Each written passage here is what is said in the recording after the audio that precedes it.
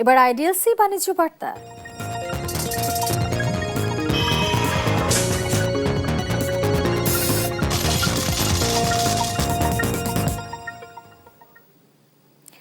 বিদেশি বিনিয়োগ আকৃষ্ট করতে সরকার কাজ করছে বলে জানিয়েছেন ডাক, টেলিযোগাযোগ ও তথ্য প্রযুক্তি মন্ত্রী ফকির মাহবুব আনাম। বুধবার রাজধানীর তেজগাঁওয়ে মোবাইল নেটওয়ার্ক অপারেটর রবি আয়োজিত সেমিনারে একথা জানান তিনি। বলেন, বর্তমান সরকার মানবিক ও কল্যাণমুখী রাষ্ট্র তৈরিতে প্রতিজ্ঞাবদ্ধ। এক্ষেত্রে সবচেয়ে বড় চ্যালেঞ্জ বিনিয়োগ।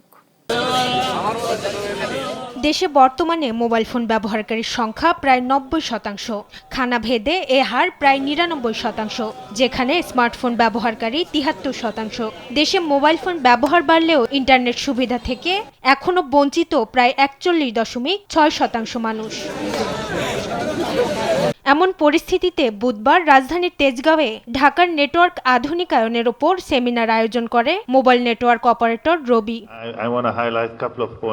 সেমিনারে অন্তর্ভুক্তিমূলক উন্নয়নের জন্য ডিজিটাল কানেক্টিভিটির ওপর গুরুত্ব দেওয়ার কথা জানান বিটিআরসির চেয়ারম্যান এমদাদুল বারী। আমরা যে অন্তর্ভুক্তিমূলক উন্নয়নের কথা বলেছিলাম, সেখানে আমরা দেখেছিলাম telecommunication connectivity is a very instrumental একটা জিনিস।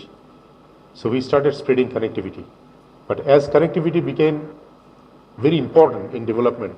দেশের প্রায় 52% মানুষ এখনও অনগ্রসর ফিচার ফোন ব্যবহার করছেন বলে জানান প্রধানমন্ত্রীর উপদেষ্টা রেহান আসিফ আসাদ।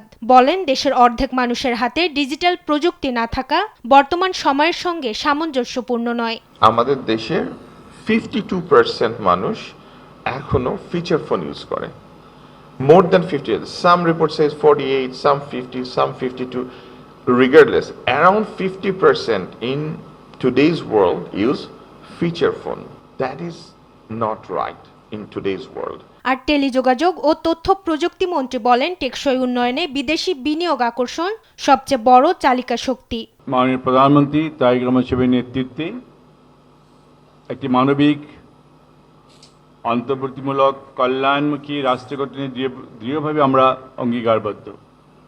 এই লক্ষ্য অর্জনে বিনিয়োগকে অন্যতম প্রধান চালিকা শক্তি হিসেবে বিবেচনা করা হচ্ছে। বিশেষ করে বৈদেশিক বিনিয়োগ আকর্ষণ এবং উৎসাহিত করার বিষয়ে সরকার সর্বোচ্চ গুরুত্ব দেওয়া হচ্ছে। মানবিক কল্যাণমুখী রাষ্ট্র তৈরিতে বর্তমান সরকার প্রতিজ্ঞাবদ্ধ বলেও মন্তব্য করেন টেলিযোগাযোগ মন্ত্রী। মাকদুরা মিতি, দেশ টিভি, ঢাকা।